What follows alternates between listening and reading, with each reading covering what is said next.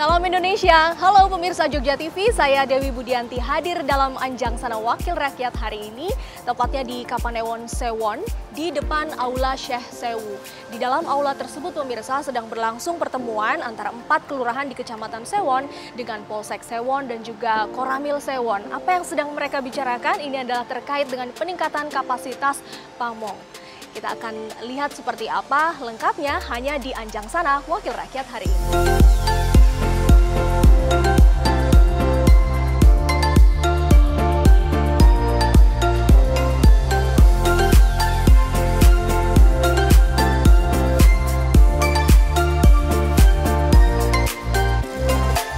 Kuncinya dari pamong nek kula pengalaman ya 19 tahun ini pengalaman kuncinya mengentengan wis nek entengan iku rezeki tenan nggih. Nah, ini ketertiban keamanan monggo menjadi suri teladan pamong nggih mengalah untuk menang. Ini sing penting sekali. Cung sana sampai ke bawah ke pemerintah pusat berbagai bidang itu larinya ke kelurahan. Kelurahan itu tibane neng dukungan, ini insya Allah kalau panjenengan bisa menyelesaikan kepuasan batin, itu jenengan wis lumayan kalau dhisik dereng enten gaji lho. Jadi saya bengkok nganggo ditanduri pinggir desa, pangani pitik pun mboten anu niki. Nah niki disyukuri alhamdulillah.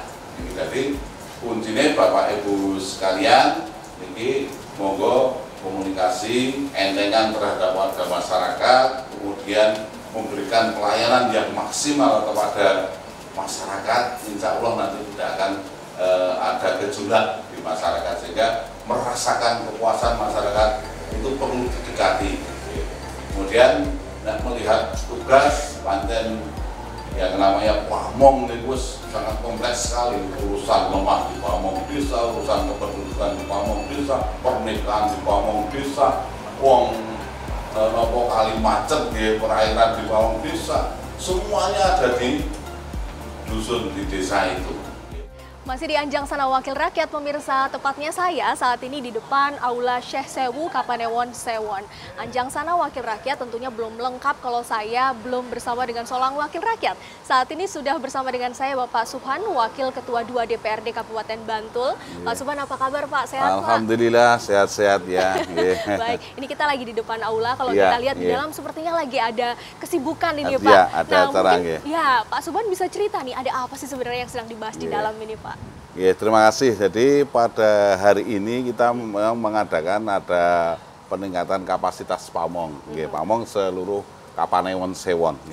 Kapanewon Sewon itu terdiri dari 4 kalurahan, ada Bangunarjo, Timbulharjo, Pendowoharjo, dan Pangungharjo. Dan ini bersama Pak Kapolsek juga dan dari Pak dan Ramil. Ini semua insya Allah dan juga perwakilan dari setiap kelurahan ada. Ya karena saya lihat ada yang berseragam juga di dalam, ada wakil dari kelurahan, mungkin ada Pak Lurahnya, ada yang mewakili juga begitu ya Pak ya. Tadi Pak Subhan sempat menyebut peningkatan kapasitas pamong.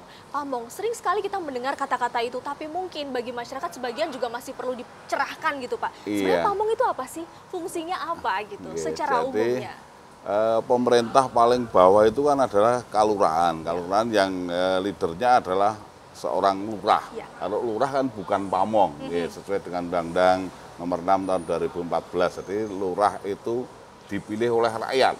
Sehingga kalau pamong itu adalah staf lurah, itu ada bagian keuangan, bagian kesra, bagian ulu-ulu, bagian pemerintahan, bagian umum. Ini ada semuanya di tingkat kalurahan lah. Kebetulan yang paling bawah sendiri adalah kepala dukuh. Ini yang menjadi kepanjangan dari lurah di dukuhnya itu. Biasanya kadang-kadang warga itu saya mau ketemu Pak Dukuh nih, minta tanda tangan atau apa gitu kan? Iya.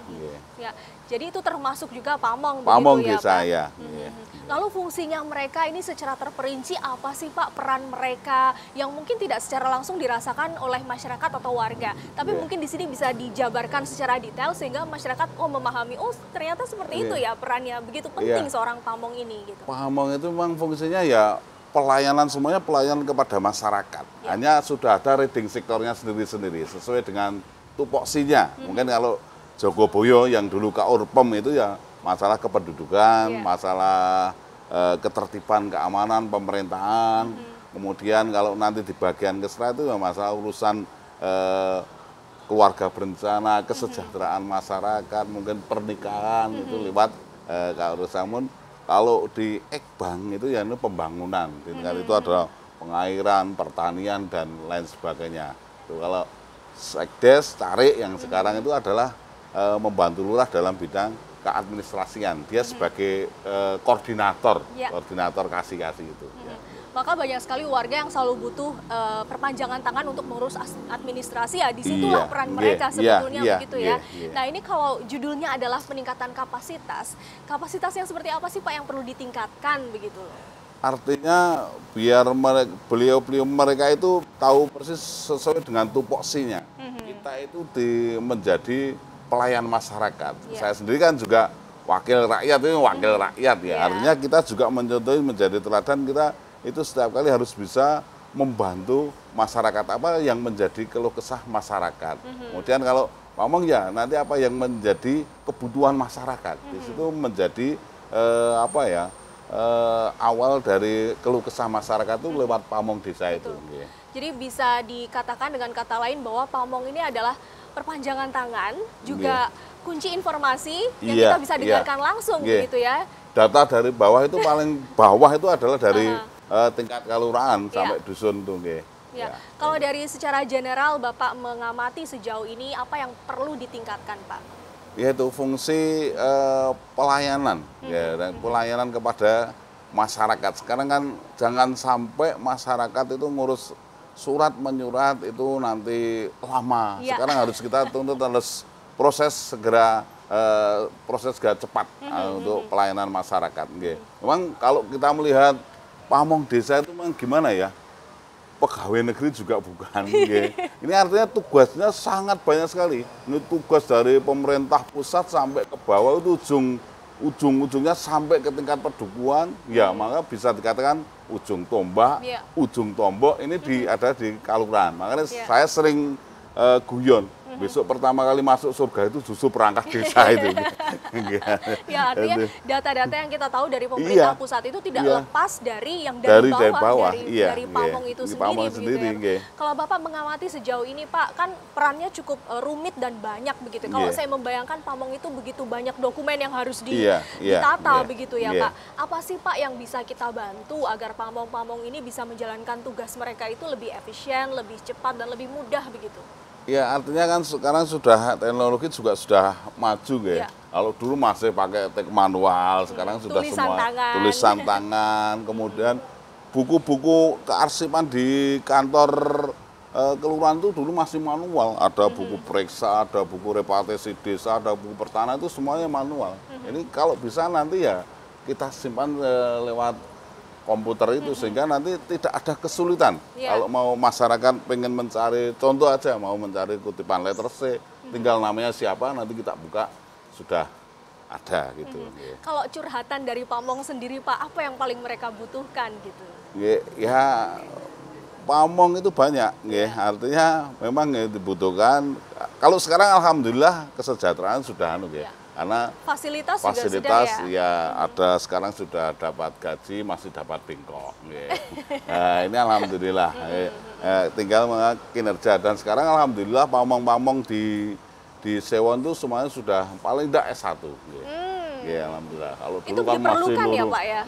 Iya, karena sudah zaman seperti ini, sudah di kita seperti ini, kalau nanti maunya tidak bisa mengikuti perkembangan zaman nanti juga akan kesulitan. Apalagi sekarang pelayanan kan sistemnya online semua. Gitu. Dari level pamong sendiri sudah online sekarang berarti ya Pak ya? Oke, kalau dari wakil rakyat nih Pak nih, kira-kira dukungan apa yang bisa diberikan kepada mereka ini? Ya, ini kan saya turun ini kan salah satu bentuk membangun komunikasi dengan pamong. Jadi nanti saya itu juga akan menjaring aspirasi. Yang bisa nanti bisa kita kawal. Anggota DPR selain fungsional legislasi dan budgeting anggaran dan pengawasan, kita kan juga punya aspirasi. Betul. Karena kita dipilih oleh rakyat. Sehingga nanti juga banyak, nanti karena di pedukuhan itu kan yang dibutuhkan banyak. Nanti pertanian, wah ini butuh bangket, ya nanti kita pakai aspirasi. Kalau itu belum tercover dengan ADD, nanti salurannya macet juga kita. Kemudian nanti, wah pokoknya sangat kompleks kalau di Pedukuhan itu, masjid, musola, nanti apapun orang sakit aja itu semuanya nyebutnya di Pamong. Baik, nah ini programnya seperti apa secara detailnya? Ini sepertinya masih banyak yang ingin Bapak sampaikan. Nanti kita bersambung lagi di segmen berikutnya ya. Kita harus jeda terlebih dahulu, pemirsa, tetap bersama kami di Anjang Sana Wakil Rakyat.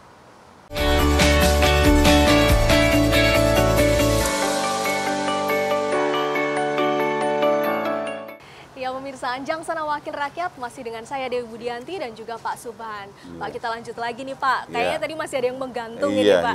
Setelah Wakil Rakyat mendengarkan aspirasi, kali ini adalah dari Pamong-Pamong itu yang tadi Bapak bilang adalah ujung tombak dan tombok. Ujung tombok, iya nah, betul. Itu tadi Bapak kalau setelah nanti mendengar ya Pak ya aspirasi dari mereka, apa kemudian yang mereka butuhkan. Nah ini dukungan apa nih dari Wakil Rakyat yang bisa Bapak berikan dan juga teman-teman lain tentunya di anggota Dewan yang bisa diberikan kepada mereka gitu. Jadi pembangunan itu kan kalau di Kelurahan Pedukuhan itu kan berawal dari pedukuhan. Ya, di Sewon ini ada 63 pedukuhan. Ada 63 pedukuhan, ada 4 kelurahan. Masing-masing itu sering mengadakan musduk, artinya musyawarah tingkat pedukuhan. Nanti setelah tingkat pedukuhan kemudian nanti naik lagi ke musyawarah tingkat desa. Setelah tingkat desa nanti naik lagi ke musyawarah tingkat Kapanewon. Kemudian baru masuk ke Musbangda, musyawarah tingkat kabupaten. Artinya namun program yang dari Pedukuhan itu tidak semua mesti bisa tercover karena keterbatasan anggaran. Sehingga nanti dari Pedukuhan mengusulkan seperti ini, nanti di desa pun sudah hilang. Berbeda lagi ya, nanti dikerucutkan ya, yang menjadi skala prioritas. Dan itu terkait dengan dana yang ada Pak? Dana yang ada, kemudian nanti di tingkat kecamatan juga begitu, nanti di Musbangda juga begitu. Nah, salah satu kami anggota Dewan yang berangkat dari Kapanewon Sewon, ini ya kita bisa memakai aspirasi. Apa yang menjadi kebutuhan masyarakat lewat pamong desa yang belum tercover oleh ADD maupun yang belum masuk di APBD. Ini nanti kita bisa melakukan, walaupun kita aspirasi juga dana APBD, namun kan ini lewatnya linknya aspirasi anggota Dewan. Sehingga kami sering bersilaturahim juga ke Pak Dukuh, Bu Dukuh. Ini musduknya sudah belum ini Pak? Kalau yang untuk 2023 sudah. Oke. Ya sudah. Jadi artinya sudah ada yang terdengar ya Pak dan ya? sangat kompleks sekali itu nanti permasalahan di Pedukuhan itu banyak sekali. Karena di situ ya berbeda-beda. Biasanya apa saja sih Pak? Biasanya apa saja persoalan yang sangat komplik? Ya persoalannya nanti bisa jalannya masih belum ada penerangan jalan. Jalannya masih jelek. Kemudian nanti masjidnya belum dikeramik, kemudian belum punya gedung pertemuan tingkat pedukuhan. Ini banyak sekali kalau di mana. Kemudian UMKM masyarakat yang di situ kan banyak sekali yang punya kegiatan produksi, ada tempe, ada tahu dan lain sebagainya. Nah ini karena kurang modal ya, ini pripun Pak supaya ini dapat modal untuk UMKM ini. Nah ini salah satunya yang ini kita tindak lanjuti, kita fasilitasi. Dan insya Allah saya setiap tahun kalau di Sewon ini hampir 2 miliar kebetulan dana saya yang kami berikan di Untuk berapa kelurahan itu Pak? Ya 4 kelurahan itu ya, semuanya jadi total gitu ya Pak. Apa sih Pak permasalahan yang paling krusial saat ini di Sewon ini yang memang paling butuh untuk kita perhatikan gitu? Ya masih banyak ya, karena yang namanya pembangunan kan tidak stagnasi, masih banyak. Khususnya penerangan jalan masih dirasa kurang. Kemudian jalan-jalan yang rusak perlu direhab juga masih banyak. Sekolahan-sekolahan yang bukan non negeri loh, itu juga masih banyak yang perlu pembiayaan. Kemudian tempat-tempat ibadah itu juga nanti masih ada di kampung itu masing-masing menginginkan gedung pertemuan, gudang bekas. Ini banyak sekali ini karena kemudian yang sangat sampai hari ini masalah sampah. Ini sampah ini juga sampah ini menjadi problem yang luar biasa ini. Karena satu-satunya hanya di di daerah Piungan itu, puncaknya kita membuang sampah itu. Namun insya Allah nanti setiap kalau kita sudah pemerintah Kabupaten Bantul mencanangkan bahwa besok tahun 2025 bebas sampah. Bebas sampah Nggih, 2025. Oke. Nah, mengingat begitu banyaknya persoalan yang baru saja Bapak sampaikan, itu tentu saja saya membayangkan di sana peran dari Pamong ini luar biasa. Luar biasa. Bagaimana kalau kita bisa Pamong mengetahui persoalan-persoalan di situ kalau bukan melewati Pamong itu bisa, sendiri. Nah, ini untuk itu Pak, perlu yang dukungan apa yang perlu kita lakukan nih untuk para Pamong itu Pak? Sehingga semuanya semakin lancar Pak dalam menjalankan hal-hal yang perlu kita lakukan ini ke depan. Ya, artinya Pamong itu kan sudah mempunyai tupoksinya masing-masing ya. Tupoksi itu sudah ada, reading sektornya juga ada. Hanya tinggal makanya hari ini saya akan memberi motivasi Pamong harus entengan. Harus entengan itu apa nih maksudnya? Artinya harus membaur ke masyarakat, harus selalu dekat dengan masyarakat, selalu komunikasi dengan masyarakat. Insya Allah nanti apa yang menjadi kebutuhan masyarakat kita tahu. Kalau Pamongnya tidak pernah komunikasi dengan masyarakat, tidak pernah terjun ke masyarakat, bisa tahu kebutuhan masyarakat. Artinya ini dibutuhkan, makanya sekarang kan yang namanya Pamong itu takziah harus ada, pengajian harus ada, orang meninggal harus ada, orang melahirkan harus ada. Nah, pengabdian sekali. Pengabdian sekali. Padahal bukan pegawai negeri ya Pak ya tadi ya. Jadi maka dari itu motivasi sangat diperlukan. Motivasi, kemudian dukungan yang lain mungkin juga dari sisi teknologi. Teknologi ya Pak ya. Ini sangat penting sekali mengingat begitu banyak arsip yang harus mereka simpan. Sekarang kan sudah diatur ada pojok baca, kemudian ada kearsipan di tingkat pedukuhan itu sudah dimulai itu di penyimpanan kearsipan.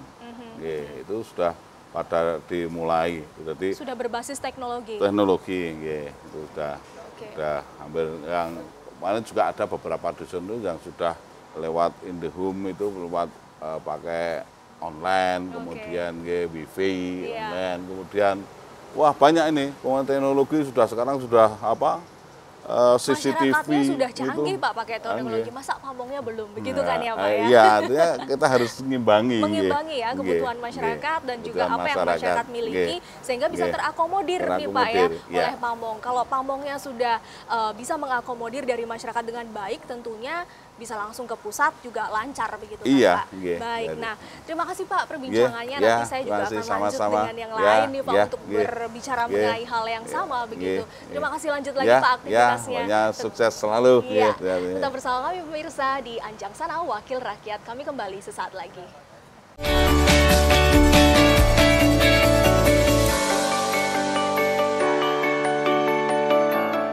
Iya pemirsa, sudah bersama dengan saya kali ini Panewu Sewon, Ibu Hartini. Apa kabar Bu Hartini, sehat Bu? Terima kasih, sehat selalu, alhamdulillahirobbilalamin. Tetap semangat ya Bu ya. Tetap semangat terus membersamai masyarakat. Iya, ini kalau kita lihat sama-sama kan sekarang sedang berlangsung nih Bu ya, ada peningkatan kapasitas Pamong gitu. Apa sih menurut Ibu pentingnya hal ini bagi mereka dan juga masyarakat tentunya? Oke, Mbak siapa tadi? Dewi. Mbak Dewi begini.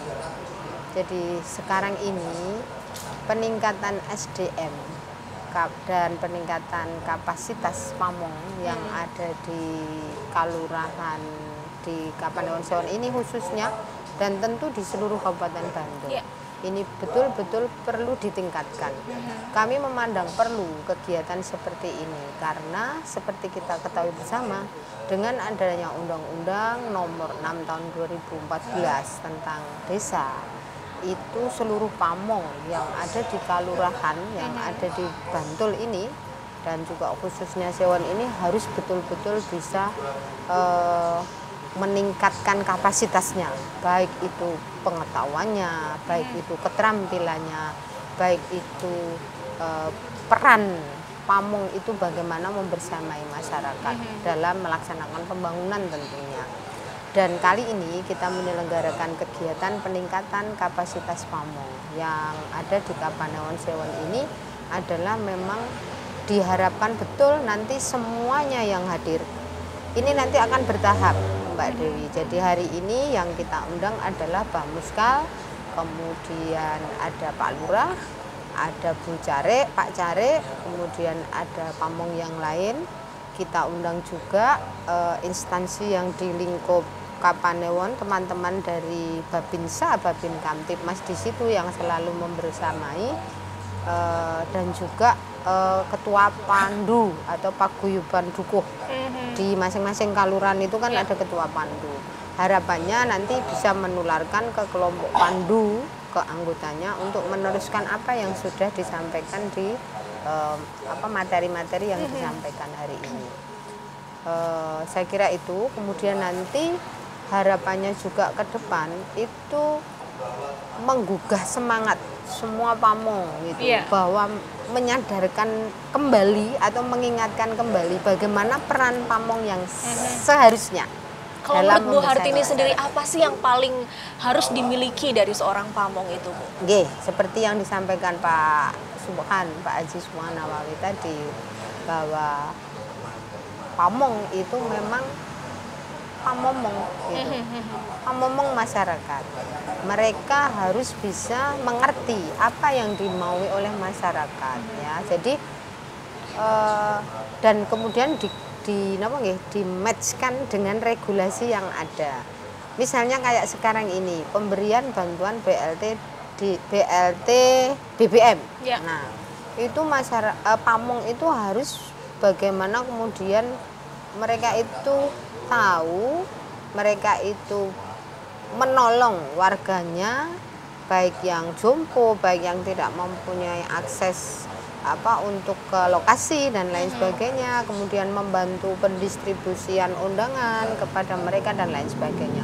Ini adalah salah satu kegiatan nyata yang diharapkan oleh masyarakat, bahwa pamong itu harus membersamai masyarakat, di mana masyarakat itu membutuhkan kehadiran pamong.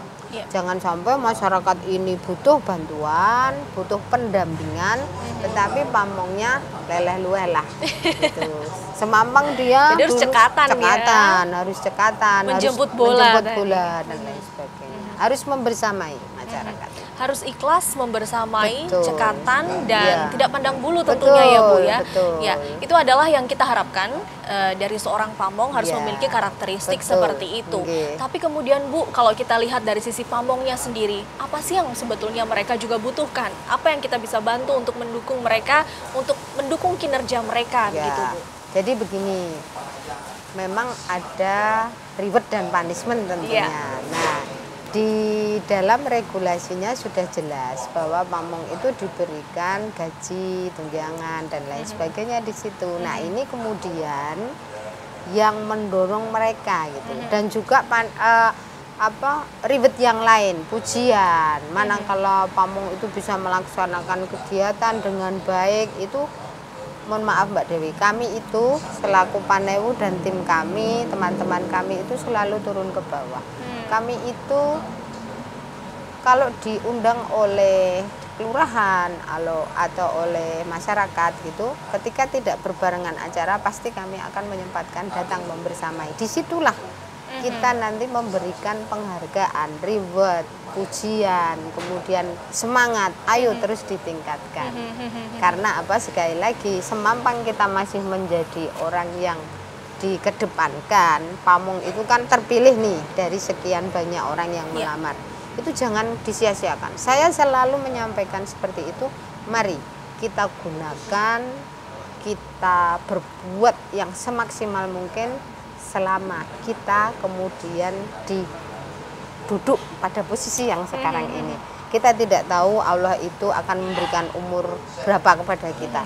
Tetapi semampang kita masih mempunyai kesempatan, mari kita berbuat baik dan juga mendukung program-program Pak Bupati yang sekarang ini betul-betul baru digalakkan.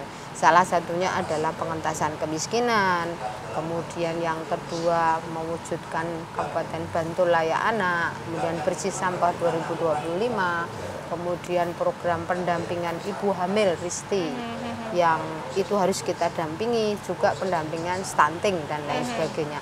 Ini yang selalu kita tekankan.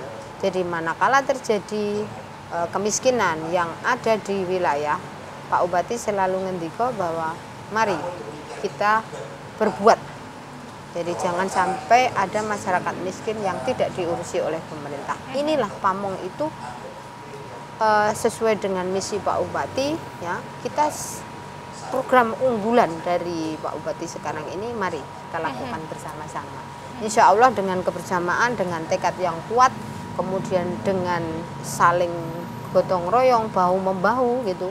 Siapa berbuat apa itu, masyarakat yang membutuhkan uluran tangan kita, yang membutuhkan bantuan kita, pendampingan kita, itu insya Allah nanti bisa kita layani dengan mudah-mudahan semua bisa bersinergi dengan baik ya Bu ya, baik itu dari Pamong atau juga dari warganya sendiri. Semua juga harus menghormati ketertiban begitu ya dalam bermasyarakat. Terima kasih Bu Hartini, waktunya sudah berbincang bersama dengan kami. Terima kasih Mbak Dewi, matur nuwun.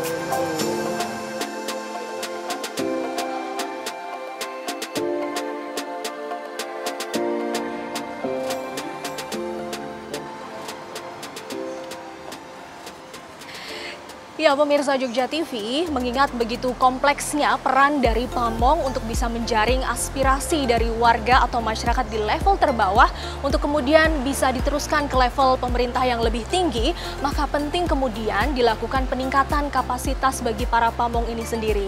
Wakil rakyat ikut turun untuk memberikan dukungan bagi mereka, tidak hanya terkait dengan pemberian motivasi, tapi juga memonitor atau mengawal bagaimana para Pamong ini bisa mendapatkan senjata yang lebih baik untuk bisa menjalankan peran dan fungsinya, yaitu salah satunya meningkatkan kinerja mereka dengan basis teknologi. Saya Dewi Budianti, kali ini undur diri dari Anjang Sana Wakil Rakyat. Terima kasih sudah bersama kami. Salam Indonesia.